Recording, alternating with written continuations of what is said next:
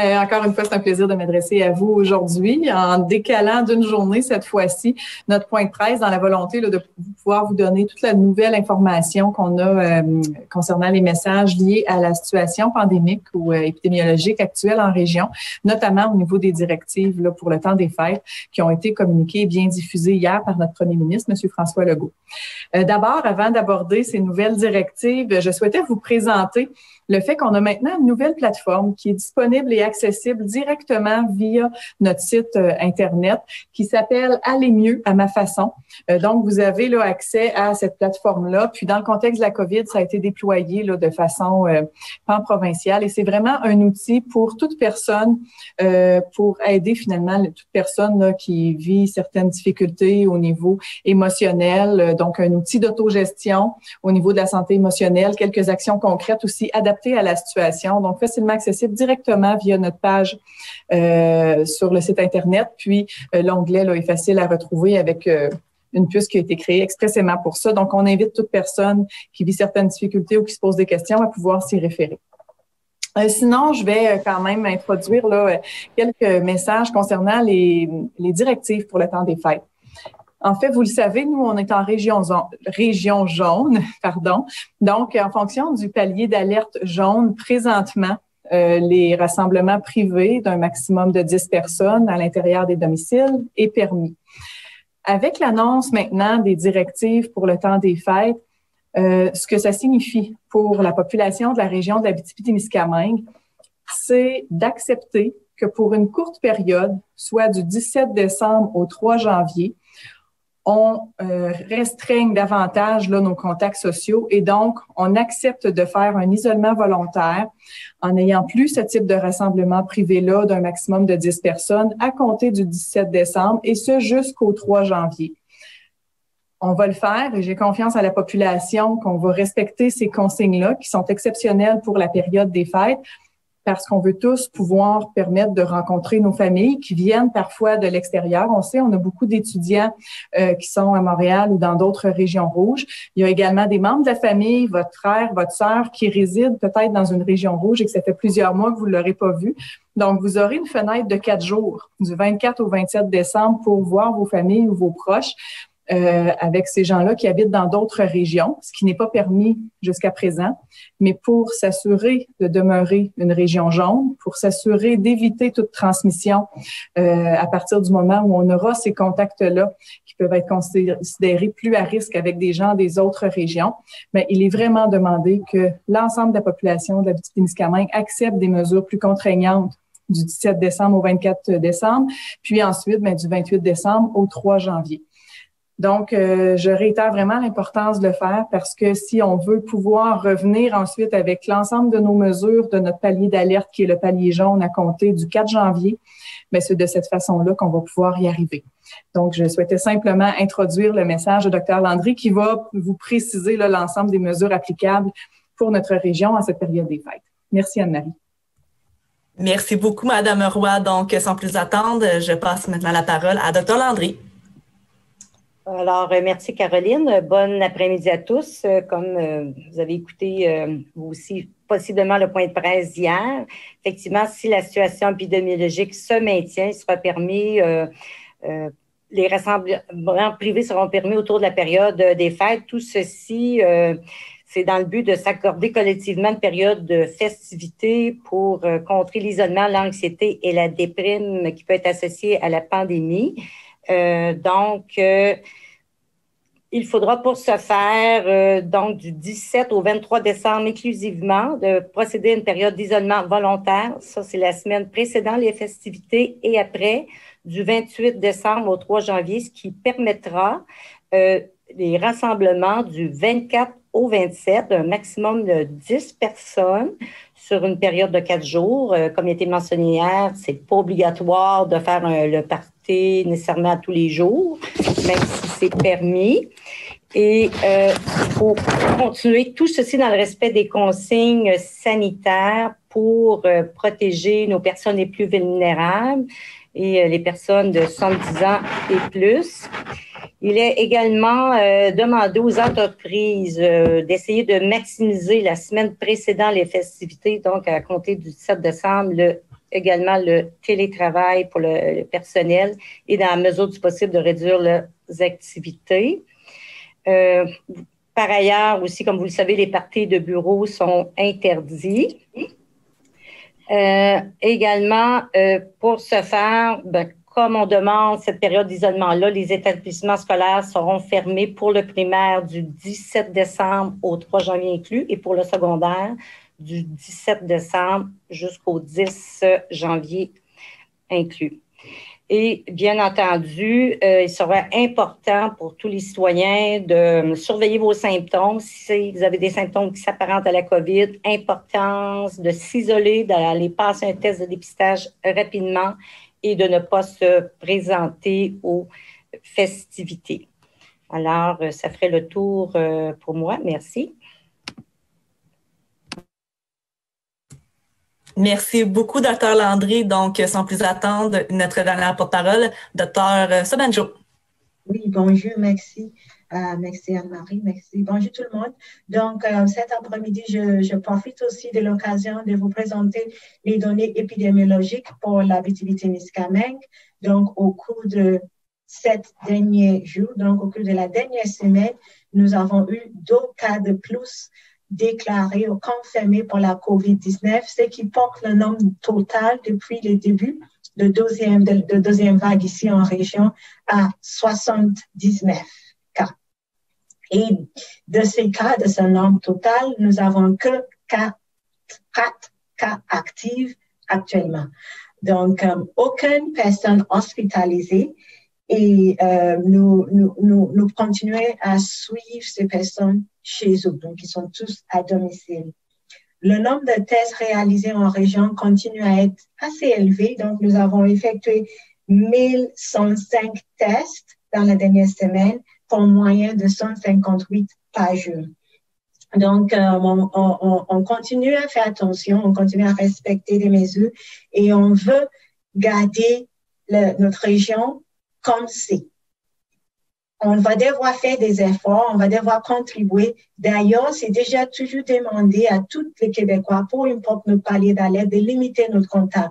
Cette fois-ci, on va aller plus loin pour faire un confinement volontaire entre le 17 et le 24 et entre le 29 et le 3 pour permettre à pouvoir retourner dans un palier jaune après la période de fête dans laquelle on aura de contacts peut-être un peu plus élevés qu'on a eu dans les dernières semaines.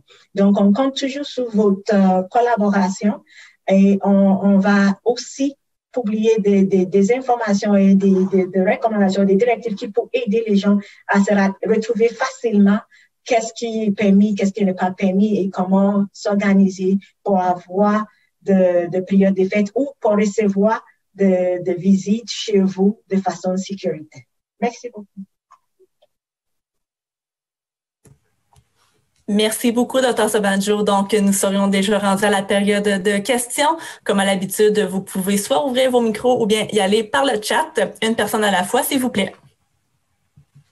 Je me lancerai en premier avec ce qui a été permis pour les fêtes. Est-ce que vous craignez une hausse du nombre de cas pour après les fêtes, dans le fond, pour le mois de janvier en région?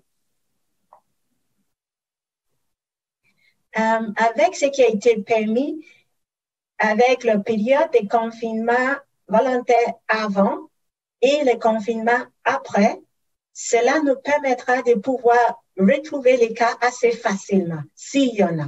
C'est sûr que si les gens commencent même dès maintenant à respecter des mesures et ceux qui vont avoir, soit leurs enfants, les étudiants qui vont revenir en région, commencent déjà à diminuer leur contact avant de rentrer dans leur maison ici en région, toutes ces mesures-là vont permettre de diminuer le risque de transmission. Deuxièmement, si par ailleurs quelqu'un est déjà exposé, mais n'est pas encore positif, c'est-à-dire n'a pas encore commencé à avoir des symptômes. Si ça arrive lorsque la personne est déjà en région, le fait de limiter les contacts que pour ceux qui habitent dans la même adresse va permettre que le pire qui va arriver, c'est qu'on aura plus de cas dans la même adresse, mais tout le monde est déjà en confinement. Il n'y aura pas de propagation au sein de la communauté. Donc oui, il se peut qu'on aura plus de cas associés à ces permissions, cette autorisation aux périodes de fête, mais ce qu'on ne veut pas, c'est une propagation hors de contrôle soutenue au sein de notre communauté. C'est ça qu'on ne veut pas. Il y aura sans doute, vous le savez, beaucoup de déplacements vers les zones jaunes ou des gens vers les zones rouges, c'est-à-dire et des gens aussi qui vont venir visiter. On a beaucoup de questions sur qu'est-ce qui devrait être fait, qu'est-ce qui devrait être permis. Vous avez parlé des étudiants, mais aussi n'importe quelle autre visite. Comment est-ce qu'on devrait s'organiser si on pense être en contact avec des gens des zones rouges pendant la période des fêtes? Donc, c'est une très bonne question. Et d'ailleurs, c'est pour ça que je mentionnais que nous sommes à finaliser un document avec ces directives, des informations qui peuvent aider les gens à mieux se préparer. Mais je vais nommer quelques éléments. Un de ces éléments, c'est de limiter le contact parce qu'on sait que c'est lorsque tu es en contact avec quelqu'un qui est infecté que tu peux attraper la maladie. Donc, si je vois moins de monde et le seul nombre de personnes, les personnes que je vois, c'est ceux qui habitent chez moi et ou les personnes que je côtoie avec lesquelles je travaille. Mais au milieu de travail, normalement, les mesures doivent être respectées. Et on doit le faire de plus rigoureusement maintenant. Donc, pendant la période de pause, pendant la période de dîner, il faut faire attention lorsque les types de contacts qu'on a avec nos collègues. À part de ça, donc, si on commence ça déjà, et c'est le même consigne qu'on doit transmettre, soit à nos enfants, nos frères, nos sœurs, tout le monde de la famille qui va venir nous voir ici, c'est le même consigne qu'on doit le donner. Si moi aussi je vais voyager, c'est le même consigne que je dois commencer à appliquer dès maintenant, de limiter mes contacts pour pouvoir éviter de l'attraper. Parce que d'ailleurs, si quelqu'un attrape la COVID, la personne ne peut pas voyager, ne doit pas voyager, ils doivent respecter un isolement de 10 jours jusqu'à temps que les symptômes se résolvent. Donc, c'est important que si on veut vraiment aller voir nos familles ou on veut profiter que nos familles puissent venir nous voir, c'est important qu'aux autres, ils ne l'attrapent pas. Les gens qui sont symptomatiques ne doivent pas participer à ces rassemblements. Donc, pour pas être symptomatique, il faut pas l'attraper. Donc, c'est pour ça que les mesures en amont sont très, très importantes. C'est ces mesures-là également, lorsque quelqu'un intègre, c'est-à-dire si on reçoit quelqu'un qui était dans les zones rouges, qui arrive ici, premièrement, il faut se rappeler que le règlement de zone rouge suit la personne, peu importe où la personne se trouve à travers la province. Donc, lorsque la personne arrive à la maison chez nous, il faut faire attention, il faut essayer de limiter le contact, de ne pas inviter d'autres mondes à venir chez nous. Donc, si on a quelqu'un chez nous qui arrive de zone rouge pendant la première semaine, 2 semaines que la personne est avec nous, il faut limiter notre contact. Si ça tombe dans la période de 24 et 27, on va faire attention, on va faire nos rassemblements, mais après, on va se mettre en isolement volontaire pendant 7 jours. Donc, c'est les mesures qui permettent, il y a un risque avec toutes ces choses-là, mais ça permet de limiter le risque de propagation au sein de notre communauté. Donc, on prend le risque, mais on va vous donner des consignes. Il y aura un écrit là-dessus qui va aider, qui va être disponible sur nos sites web, ça va être partagé sur notre page Facebook pour vous permettre de pouvoir donner des consignes, comme on a fait d'ailleurs pour la période de la chasse, pour la relâche scolaire. Donc, ces consignes vont être également disponibles. Merci beaucoup, Dr. Sobanjo. J'ai une question par écrit de la part de Marie-Hélène Dagneault de TVA Abitibi qui nous demande: on demande une période d'isolement avant et après la période des fêtes. Comment allez-vous faire en ce qui concerne les travailleurs de la santé? Donc, encore une fois, les recommandations, c'est dans la mesure de possible de limiter tous les déplacements non essentiels. Ceux qui peuvent travailler au télétravail sont invités à le faire, mais ceux qui doivent aller travailler doivent pour le faire, mais il faut qu'ils le fassent en toute sécurité. C'est ce que je viens de mentionner. Donc, il faut respecter les règles. Lorsqu'on est au travail, souvent, les gens respectent les mesures. Les travailleurs de la santé, ils ont les mesures et ils le respectent. Donc, c'est ce qu'on fait à l'extérieur du travail. C'est là où c'est important également de limiter notre contact. Je renchérirais peut-être sur ce que Mme Dagneault disait, parce qu'au fond, il y a certains de vos employés, puis la question s'adresse peut-être plus à Mme Roy, qui n'auront pas ces dates-là de congé du 23 au 27 décembre parce qu'ils doivent tenir le fort et on les en remercie. Est-ce qu'il y a des aménagements prévus pour eux? Est-ce que vous allez essayer de revoir vos horaires pour voir à ce que tout le monde ait au moins une de ces 4 journées-là de congé? Puis la question se pose aussi pour les travailleurs miniers, entre autres, qui sont sur des des quarts de travail 7-7. Certains avaient juste le jour de l'an de disponible. Donc, qu'est-ce que vous conseillez à ce niveau-là? Ben, en fait, pour les travailleurs miniers, je pourrais pas répondre. Par contre, pour l'organisation, il y a certaines équipes pour lesquelles des modifications dans les quarts de travail réalisés vont pouvoir s'appliquer. Et déjà, depuis les directives annoncées hier soir, là, il y a des discussions au sein de certaines équipes afin de s'assurer de pouvoir, si c'est possible, offrir au moins l'une ou deux journées à travers cette courte plage-là, là, du 24 au 27 aux employés. Mais oui, vous avez raison aussi de dire que ce ne sera pas possible pour tous les travailleurs. Puis, je suis la première à les en remercier à partir du moment où on le sait que la courte plage offerte qui permet les rassemblements privés n'est que pour 4 jours dans le temps des fêtes.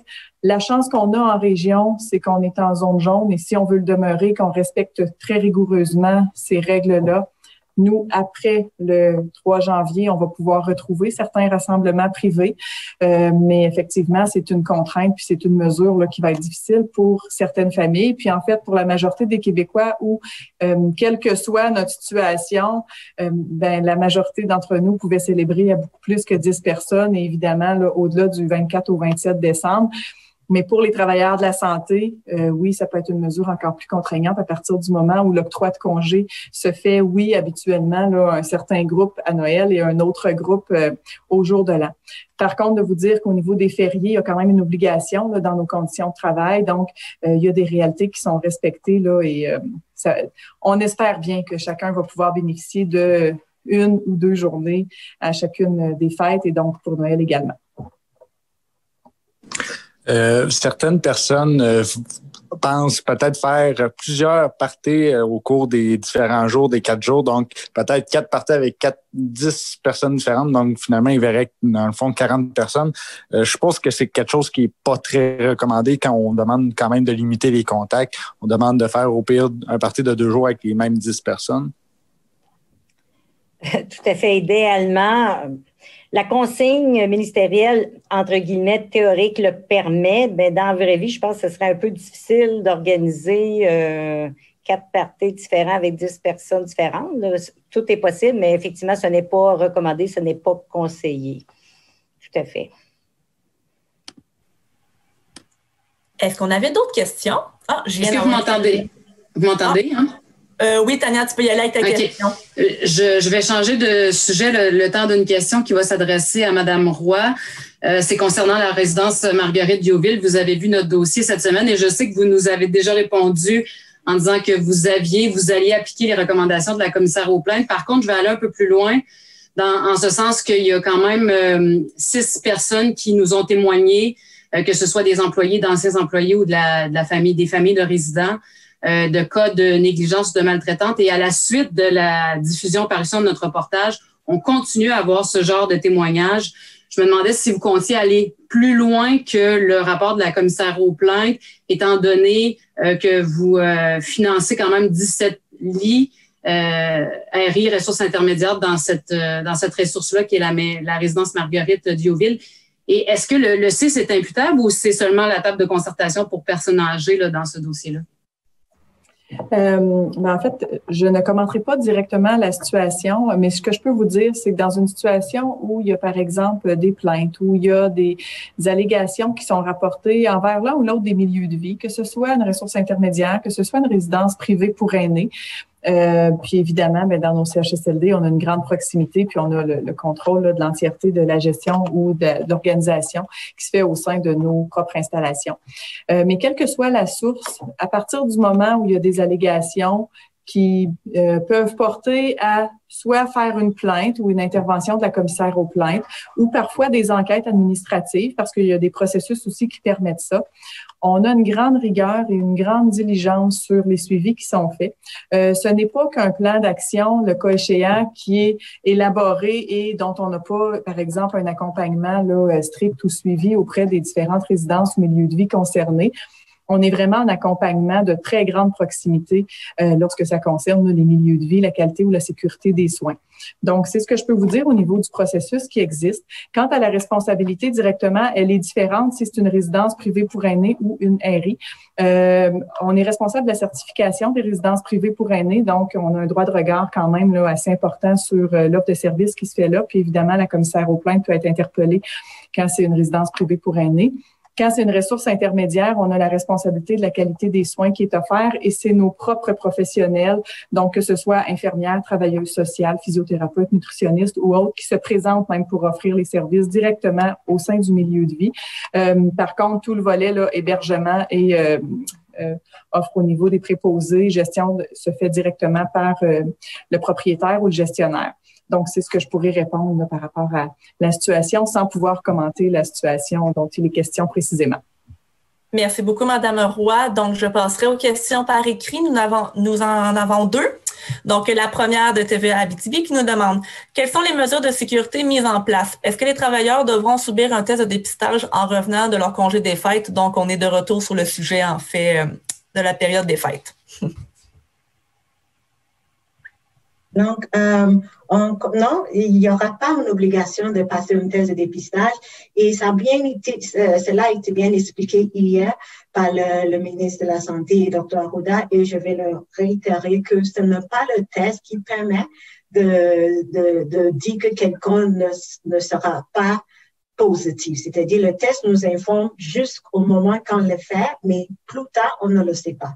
Ce qui sera recommandé de notre travailleur, c'est de respecter les consignes, comme il fait déjà d'ailleurs au sein de notre milieu, mais aussi lorsqu'ils seront chez eux, lorsqu'ils vont faire des rassemblements, de faire attention, de démontrer des exemples, et lorsqu'ils vont revenir, ils doivent.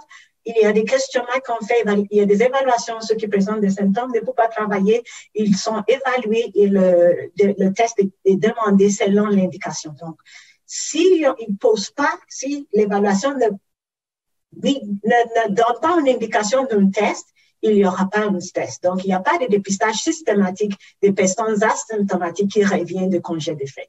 Ça ne fait pas partie de notre mise en place. Merci. Merci beaucoup. J'irai avec la deuxième question. J'aurais peut-être juste un petit ajout sur le dépistage, puisqu'on est là-dessus. Est-ce qu'on a les capacités d'augmenter le dépistage si jamais il y a des demandes accrues? Oui, il y a des capacités. D'ailleurs, il faut se rappeler que, comme je vous ai mentionné, on a fait 1100 tests environ la semaine dernière, mais on a déjà fait 2000 tests. Donc, on est capable d'en faire plus. On voulait juste s'assurer d'une utilisation efficace de ces tests-là. On ne voulait pas tester des gens pour donner une fausse assurance pour que les gens puissent aller faire 10 fêtes, 4 fêtes ou 10 fêtes avec 10 personnes. On ne veut pas donner une fausse assurance pour ça. Mais s'il y a des gens qui présentent des symptômes ou ont des indications pour faire un test, on va être en mesure de faire. Si on a déployé des cliniques mobiles au retour de congé de fête, on est en mesure de le faire. Merci. Donc, comme je disais plus tôt, je vais y aller avec la deuxième question qui est à l'écrit, cette fois-ci de Médiaté, qui nous demande « On parle de 2 semaines de confinement volontaire. Est-ce qu'il y a des fermetures, restrictions supplémentaires à prévoir? Par exemple, on demande aux gens d'éviter de se rassembler, mais ils pourront tout de même aller dans les restaurants et les bars? » Donc, comme ça a été mentionné, il y aura une suspension. Donc, les mesures en lien avec le palier d'alerte sont suspendues entre le 17 décembre et le 3 janvier. Toutefois, les facilités comme des salles de restaurants, salles à manger vont demeurer ouvertes. Les gens peuvent y aller en restant dans nos bulles familiales, mais il n'y aura pas de rassemblement permis dans ces lieux. Juste avant le point de presse, je voyais des informations disant qu'ils recommandaient le port du masque lors des célébrations, lors des 4 journées à l'intérieur. Est-ce que c'est quelque chose qui est réellement recommandé? Si oui, croyez-vous vraiment que les gens vont respecter ces consignes? Donc, merci. C'est des recommandations qui est déjà a été émise depuis plusieurs mois. Donc, ça a été toujours dit que lorsqu'on a des rassemblements privés, il faut essayer de respecter une distanciation de 2 mètres entre le bol familial. C'est-à-dire, si je reçois 2 familles différentes pour faire mon 10 personnes, il faut que chaque bol familial garde une distance de 2 mètres. Mais il n'y a pas tant de maisons qui permettent d'avoir ce type de distanciation. Donc, ça a été dit que lorsque cela n'est pas possible de porter un masque en couvre-visage. On sait que s'il y aura de souper, ici les gens vont manger, ils ne peuvent pas garder de masque, mais c'est une recommandation qui est valable lorsque c'est possible et dans la mesure qu'on peut le faire. Oui. Merci. J'ai une autre question par écrit qui va comme suit. On parle de suspension du palier d'alerte. Ça peut être mélangeant pour les gens. Pouvons-nous être plus précis sur l'ensemble des consignes pré- et post-Noël? Donc, je peux comprendre que c'est un peu mélangeant et c'est un enjeu que nous avons parce que la situation épidémiologique est bien dans notre région. Il ne faut pas s'oublier qu'il y a des régions que pendant plusieurs semaines, les gens n'ont pas l'opportunité d'avoir des rassemblements, d'aller dans un restaurant, d'aller dans un bar. Donc, déjà, nous, on profite des mesures et des mesures de prévention qu'on a fait et le fait qu'on a toujours respecté les mesures qu'on a mis en place ici en Abitibi-Témiscamingue. Donc, oui, ça peut être mélangeant, mais ce qui est clair, c'est que actuellement, tout qui est permis jusqu'à date reste permis jusqu'au 17. À partir de 17, tout le monde doit faire le plus possible de rester dans le boule familial. Donc, tout ce que je fais, c'est de faire ça avec ma famille. Donc, je n'invite personne chez moi. Mes enfants ne vont pas aller jouer avec les autres amis autant que possible et restent à la maison. Si on doit faire quelque chose, on va aller comme famille, aller le faire. Mais on retourne. Si je dois faire des déplacements pour aller à l'épicerie ou aller au travail, je peux le faire, mais je retourne chez moi autant que possible. C'est ça qu'on me demande pendant une semaine avant le 24, jusqu'au 24 et entre le 24 et 27. 24, 27, je peux recevoir des visites, je peux faire des rassemblements, je peux aller chez quelqu'un. Après le 28, on tombe encore dans la même période. Donc, confinement volontaire. Donc, on limite le contact complètement, sauf si c'est vraiment nécessaire. Et lorsqu'on va être en présence des autres personnes qui n'habitent pas chez nous, on porte un masque autant que possible. Et arrivé 3 janvier, on retourne comme on est maintenant. Vous parliez tantôt qu'il pourrait avoir des accès, ça pourrait changer si la situation s'empire au Québec. Est-ce qu'on peut estimer que si la situation s'empire ailleurs au Québec, mais demeure stable en région, on pourrait avoir des rassemblements ici, mais pas dans les zones rouges? Est-ce qu'on pourrait revoir un peu les zones, mais pour Noël, si jamais la situation s'empire ailleurs, mais pas ici? Je crois que ce serait difficile si les choses s'empirent ailleurs. Ce serait difficile de penser que nous, on va pouvoir faire des rassemblements ici. Pourquoi? Parce que, comme quelqu'un l'a déjà mentionné, ce serait... si on dit qu'il n'y aura pas de croisement des régions, on nie la vérité. On sait qu'il y a des gens que le seul membre des familles qui l'ont ne sont pas en Abitibi-Témiscamingue. On sait qu'il y a des gens qui sont ici pour les études, ils vont devoir retourner chez leur famille et vice-versa. Donc, le fait qu'il y aura un croisement, peu importe, parce que si on permet des rassemblements ici, il y aura des gens de zone rouge qui vont venir faire ces rassemblements. Donc, ça va augmenter le risque d'avoir des cas. Donc, si la situation s'empire, les mesures qui vont être applicables aux autres régions vont être applicables ici aussi. Surtout, il faut qu'on espère qu'on reste jeune, que nous, ça va pas être chez nous que la situation va s'empirer. Merci beaucoup, Dr. Sobanjo. Est-ce qu'on avait d'autres questions? J'aurais peut-être une dernière question sur les activités extérieures, parce que depuis le début, on dit que c'est préférable là, de faire des activités extérieures. Un Noël à la patinoire ou sur les pistes de ski de fond, est-ce que ça peut être une option intéressante? Et dans ce cas-là, est-ce qu'il pourrait y avoir des plus grosses familles qui se retrouvent? Donc, les rassemblements extérieurs dans les lieux publics peuvent avoir lieu, mais encore une fois, il faut que chaque famille garde sa boule. C'est pas une opportunité d'aller faire une fête sur la piste de glace. C'est pas ça le but. Mais si une famille veut aller se patiner le 28 ou le 27, ça peut se faire, même si c'est le 30.